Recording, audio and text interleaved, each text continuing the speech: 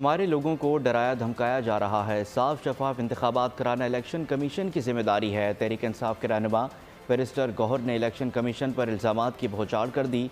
कहा कि हमसे हमारा इंतखाबी निशान तक छीनने की कोशिश की गई। 50 से ज़्यादा जो वाक़यात है वो हो चुके हैं और अगर आप उनके पास देखें तो मेरे पास पूरी लिस्ट है। वहाँ कितने लोगों को ज़ख्मी किया गया, कितने लोगों से कागजात छीने गए हैं और किस इलाकों में हुए हैं, तो पूरी एक लिस्ट है और पूरी लिस्ट हम इंशाल्लाह ताला इलेक्शन कमीशन को देंगे कि इलेक्शन हो फ्री एंड फेयर हो।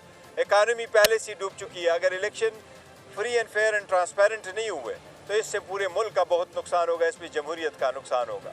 25 करोड़ अवाम जिनकी एक नुमाइंदा पार्टी हो उसके निशान नहीं ले सकते, ये बहुत बड़ा जुल्म है, ज़्यादती है, ये गैर आईनी गैर कानूनी है। और ये ऑर्डर अभी नहीं, ये सुप्रीम कोर्ट 1964 में मौलाना मौदूदी के केस में कह चुकी है। तो उस वक्त से आज तक यही कानून आ रहा है कि आप पॉलिटिकल पार्टी से अगर निशान लेंगे तो प्रैक्टिकली आपने पॉलिटिकल पार्टी को डिसॉल्व ही कर लिया, जो कि कानून में सिर्फ और सिर्फ सुप्रीम कोर्ट कर सकती है। इनके मुताबिक किसी भी और इदारे के पास ये इख्तियार नहीं है। सुप्रीम कोर्ट का कहना यही है कि पॉलिटिकल पार्टी से निशान लेना इनफैक्ट ये डिसोल्यूशन के